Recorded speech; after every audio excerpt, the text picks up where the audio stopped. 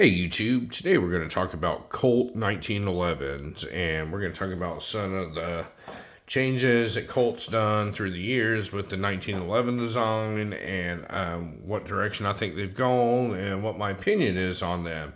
So what we have here in front of us, we have three Colt 1911s. These are all classic American steel, and none of them are loaded. And as I pick them up, I will show you that they don't have anything in them and everything is clear. So the 1911 came out in 1911. Go figure, folks. And it was designed by a man named John Moses Browning. And the reason it was designed is the military was wanting a 45 caliber handgun to use as a sidearm for their soldiers because the revolvers they were carrying were a little inadequate and a little dated, and they wanted to move on with technology, have a bigger caliber, and have a weapon that was more effective. So John Moses Browning designed the 1911, and Colt bought the patent, and they started manufacturing them, and off to the races we went. And what we have here is an original John Moses Browning design Colt 1911, and this is from the World War I era, and this was actually a military issued weapon here. It says United States property here on the side. It says model 1911 U.S. Army, and on the other side it has all the Colt stuff on them.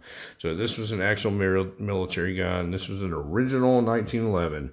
Now, a lot of people call any style weapon like this, any style handgun, a 1911. They're actually wrong.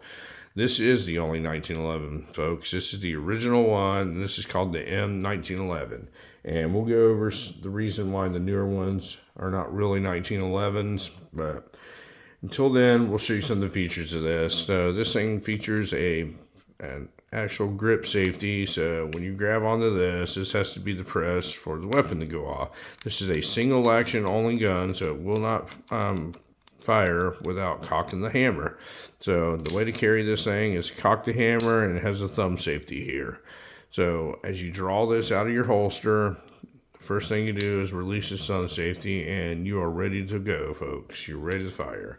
So some of the other features of this, it features a detachable removable magazine that holds 7 rounds and has a pretty long trigger on it. It has very terrible sights on it up here. And as they issued this out to the soldiers, they asked for input on how they could improve this gun.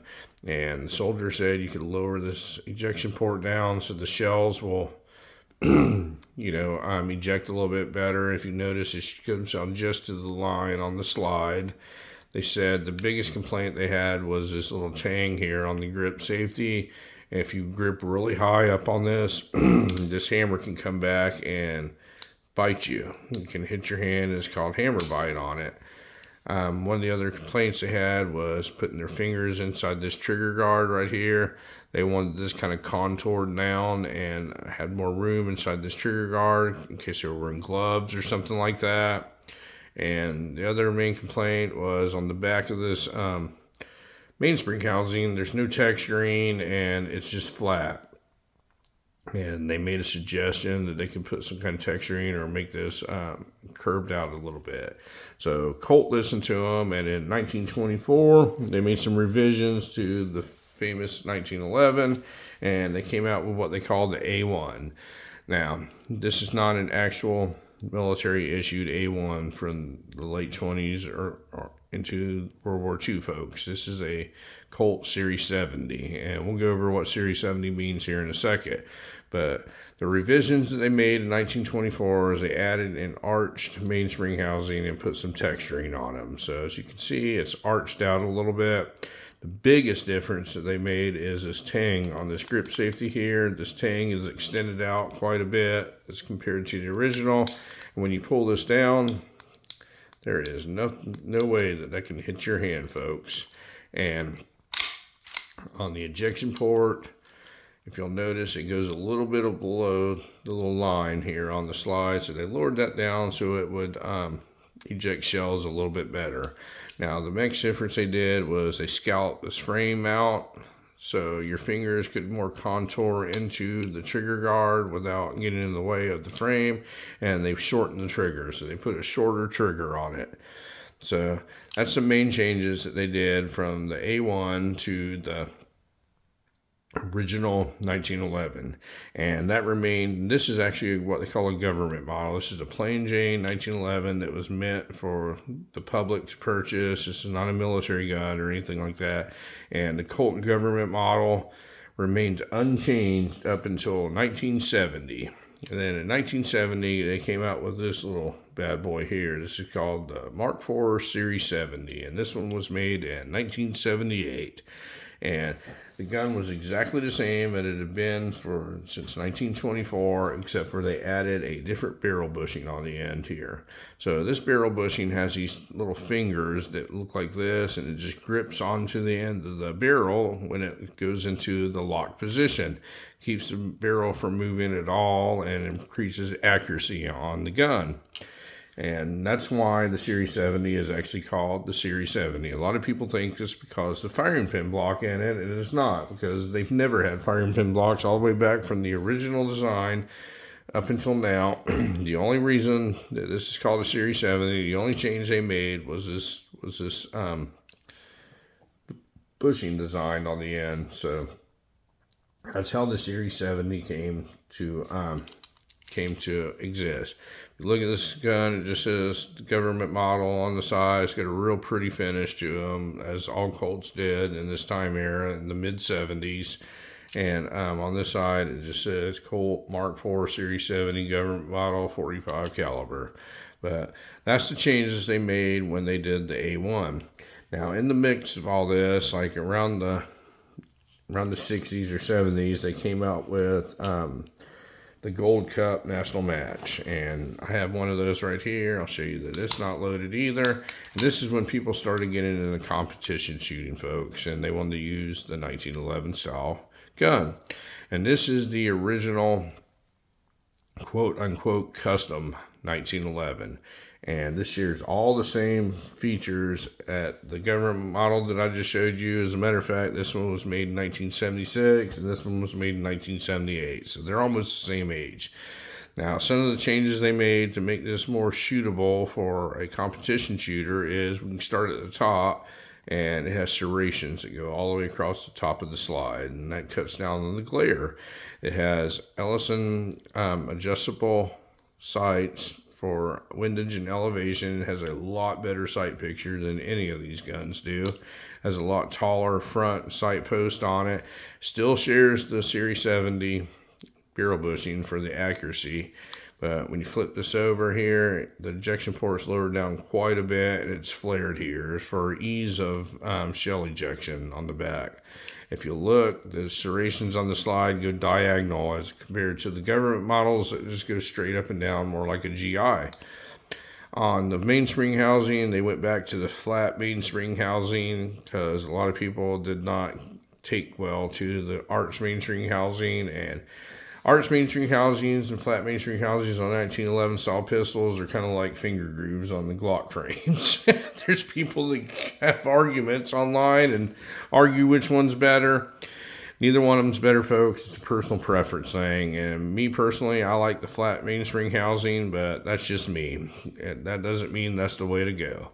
Now, moving on to the other side is they added texturing to the front strap on the Gold Cup. And what that does is when you're competition shooting, you're shooting a lot of rounds, it gives you a better grip on this for the muzzle flip. It just gives you a little bit better grip. And this was the first 1911 style pistol to ever have texturing on the front.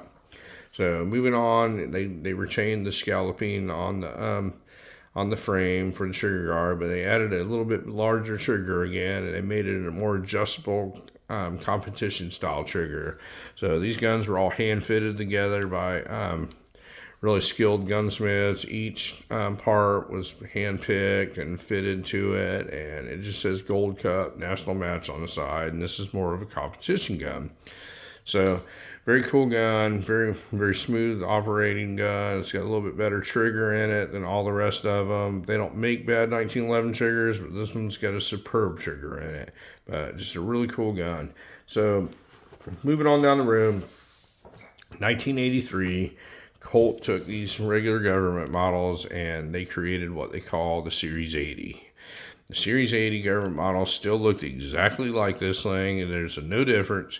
They did away with the collet bushing, to my understanding. I don't remember exactly what year, but people started complaining about these were fragile and breaking, and they went back to a more traditional style barrel bushing.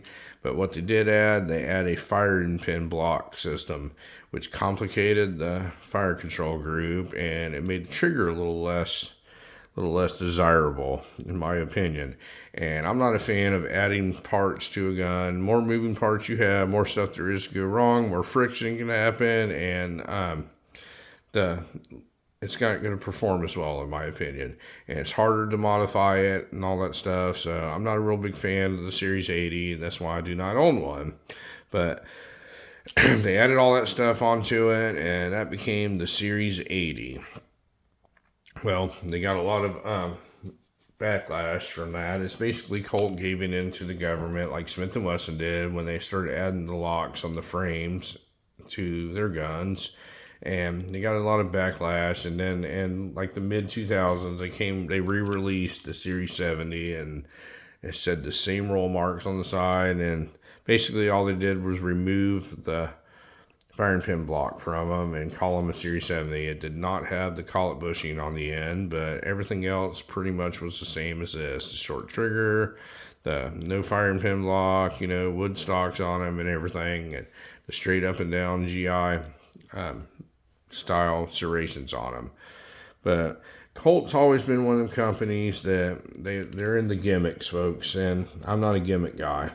I love Colt 1911s. I love Colt firearms altogether, but I do not like companies that do gimmicks that try and get people to buy stuff. And I understand why they do it. It's a marketing thing. It just doesn't work for me. They came out with these Colt 1911s with gold inlay on them and every single different kind of commemorative police department ones and who won the West, and I don't even know all the stuff they come up with, but it seems like they come up with one every single week, and people go out and buy them and put them in these display cases and never shoot them, and that's not me, folks. The only Colt 1911 that I wish I had here on this table, which I do not own, is a original A1 military issued one that came out after this original M1911. I wish I had a Colt A1 from, around the 1940s era, around the World War II era. And one day I will get one, but as you folks know, I got to wait for the right deal to come along, and one day it will happen. It just won't be today. But anyway, I want to show you some of the changes that actual Colt 1911s. People say that if you have a 1911 and if it's not a Colt, it's an imposter. And they're actually true, folks, because Colt is the one that originally started making the 1911 style pistol. They had the patents on them, and when the patents ran out, they're just like ARs now. Every company makes 1911s, and there's a lot of them make really good ones.